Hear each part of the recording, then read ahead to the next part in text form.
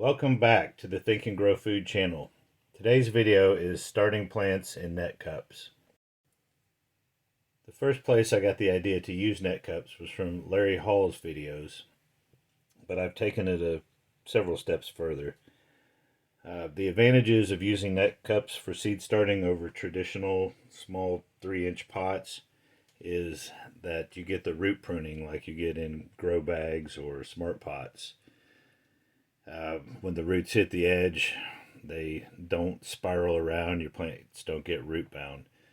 You also can be, it lets you know a little bit quicker when the plant is ready to go outside because you'll see the roots coming out of the bottom searching for water and more soil. The way that I use them is to place them in a tray. It's just a food storage container, the bottom part of it. They're available in grocery stores, and I buy mine at my local warehouse club. Here's a tray and its lid, just so you can see what I'm talking about. You'll notice when I fill the net cups, I leave a slight gap at the top. That's so that when you water, it doesn't run off the side if you top water. But most of the time you bottom water these. I set them up in a specific configuration with the gap in the bottom right hand corner. That's because I am right-handed, and when I go to water, I come in from the side. This watering thing is just a crystal light container that holds the actual different drinks in there, but it works very well for watering things indoors like this because of its rounded shape. You can pour the water. I take 2 of them and fill them up 2 at a time at the sink and then bring them in to my indoor garden. I do the majority of the seed starting in the 3-inch net pots, but I also have a few of these 2-inch net pots, which I use for starting things that go outdoors quickly. Things like maybe lettuce or any other small plants, a lot of times onions. Single onions, I'll start them in those and then take them out when they get a few inches tall.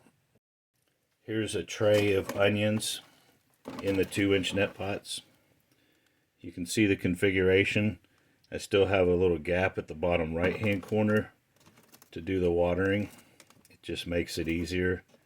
I have wood floors. I definitely don't want to spill water on my floors. But you can see those onions, there's 3 or 4 of them there that will be ready to go out to plant in a few days.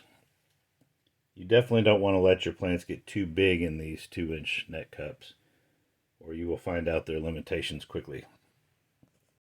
If I do a whole tray with the same type of plant, I will put 1 tag in the tray. Same thing with my 2-inch net pots. If I do 4 in a tray of the same type, I only bother to do 1 tag. If I have individual plants of different types in a tray, I will tag each plant.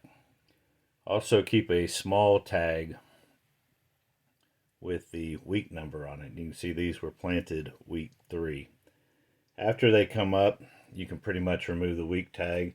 And if you know what the plant is and it's not easy to mix up with another variety, you can remove and reuse the name tag as well. I just keep the ones that are written in containers and then just use them over and over. The trays of 2-inch net cups, there's 9 per tray. And again, you can see there's quite a bit of water in the bottom of these. They were in a sprouting bin. So I pulled them out for the water to actually evaporate. On the trays of 4 3-inch net pots, you can actually put a 2-inch on either corner if you need the room. I usually don't go with more than 1 2-inch, and I do it on the back corner so that I have the gap at the front right in order to be able to water easier. I use bus boxes for bins to hold the individual trays. I can fit 4 up here. The maximum I could put in there would be 36 2-inch pots, and the minimum would be roughly 16 of the 3-inch pots. These bus boxes, I pick them up at Sam's. They fit exactly 3 across on my shelves. I also use them to house my larger indoor plants in the winter when I bring in new cuttings from my herbs, and I'll grow some lettuce inside to snack on as well. I'll do another video on the double cup cottage cheese containers you see in here at another time. Using these bus boxes prevents any sort of spilling as the bins catch it, and using the inside trays help to stabilize the pots inside the bus boxes as well as keep them clean. A lot of dirt gets picked up in the trays, and some of it does make it into the boxes, but it's not enough to really put wear and tear on the bus boxes. If I'm working on a plant, I have these bases that I saved from some birthday cakes. I've got 3 of them on here, and this is just another thing to catch dirt. And basically, if you have any spills, it's not going to run off the side unless you spill a lot of water. This one as well, I think, was a cake box. I like this one a lot because it's just, flat on the bottom rather than, and it will catch spills as well. You can individually control the height of the plants per tray. That's what I use the lids for. I can stack them up to whatever height I want and get them closer to the lights if some of the plants are smaller than others. You can also take one lid and flip it upside down and raise the plants up just a little bit if you need. You can use other things as well, like this to-go container. I usually keep it in my plants that I want to, the bin that I want the plants to get closest to the light as possible. I have 3 shelves. These shelves are varying heights. As they get up more, they get closer and closer to the lights. The lights are just LED shop lights.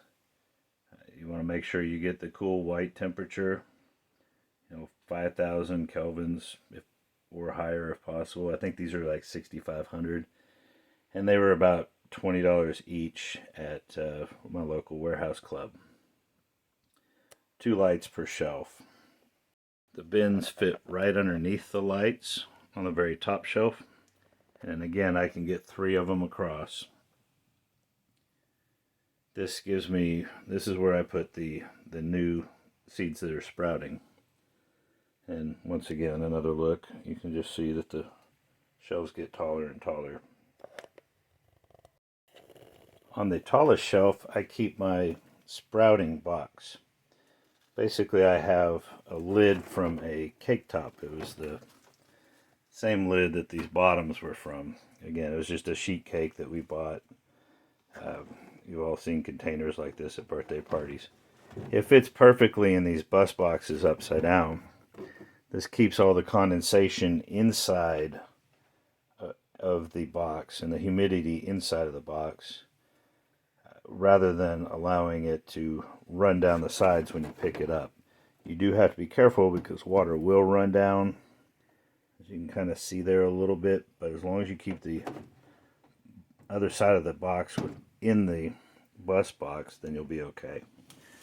So you can see I've started these. I planted them week 3. I've had one of these pop up, but it's only been maybe a week now, so should have some new sprouts soon. I have 2 more of those cake topper trays, the tops.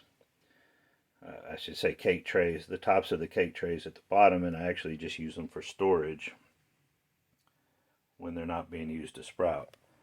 That gives me the capability of running 3 whole bins of sprouting trays, which is particularly important in the early springtime. This setup is extremely low cost. Most of the stuff is being reused. And I hope that this helps you guys save some money and grow some good food. If you liked the video, please like and subscribe. Thanks. Bye.